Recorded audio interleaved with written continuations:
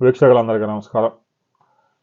ఆంధ్రప్రదేశ్లో తెలుగుదేశం పార్టీ అధికారం కొనసాగుతోంది.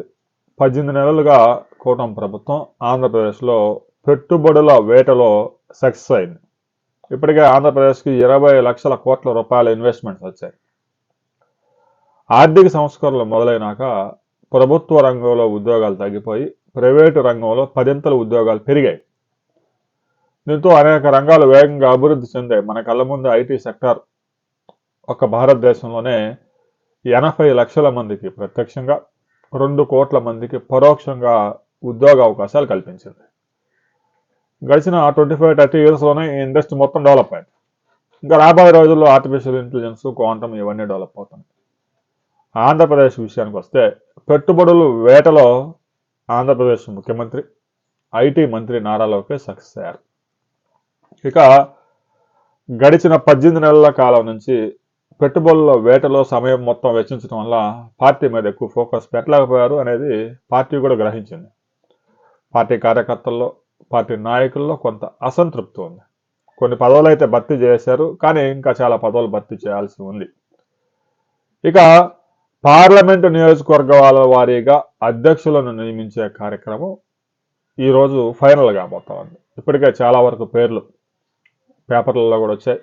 కొన్ని పేర్లు మార్పు ఉండే అవకాశం ఉంది. కొంతమంది ఆసక్తి చూపడం లేదు అని తెలుస్తూ ఉంది. ఇక పార్టీ వ్యవహారాల మొత్తం యువ నాయకుడు, జాతీయ పార్టీ ప్రధాన కార్యదర్శి నారా లోకేష్ చూస్తూ ఉన్నారు.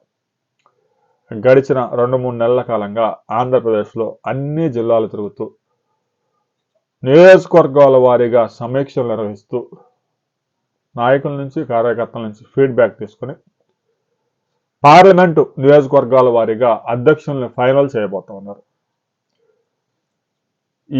ఇప్పటికే వచ్చిన పేర్లు కనుక మనం పరిశీలించినట్లయితే యువ నాయకత్వానికి పెద్ద పీట వేయబోతా ఉన్నారు. ఎన్టీ రామారావు కాలం నుంచి ఉన్న వారికి ఇక ఉద్వాసనే. ఎప్పుడో 1983లో ఎన్టీ రామారావు జెండా లాగినప్పటి నుంచి మేము ఉన్నాం. అప్పటి నుంచి పదవులు అనుభవిస్తూ ఇంకా ఏలబడతానే ఉన్నారు కొంతమంది.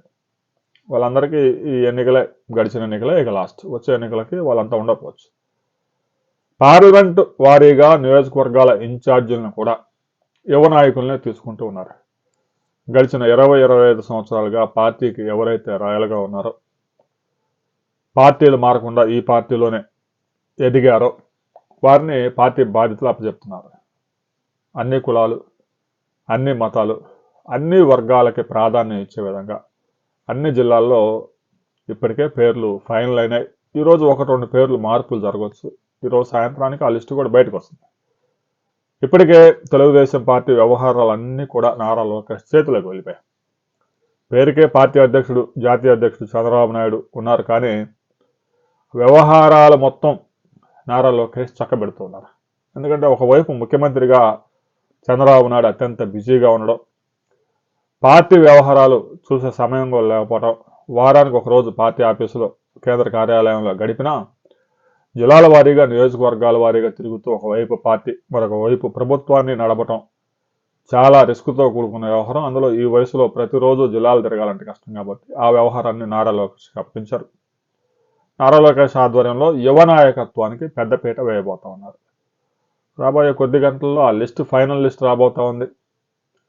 ఆ లిస్టులో ఎక్కువ మంది కూడా మనం గమనించినట్లయితే 55 ఇయర్స్ నుంచి 35 ఇయర్స్ మధ్యలో ఉన్నవారే పార్లమెంటు నియోజకవర్గాల అధ్యక్షులుగా ఇప్పటికే ఉన్నారు, ఉండబోతా ఉన్నారు. 1-2 పేర్లు మార్చి సాయంత్రానికి లిస్టు రిలీజ్ అవుతుంది. లిస్ట్ రిలీజ్ అయిన తర్వాత మరిన్ని వివరాలతో మరో వీడియోలో మనం కలుసుకుందాం.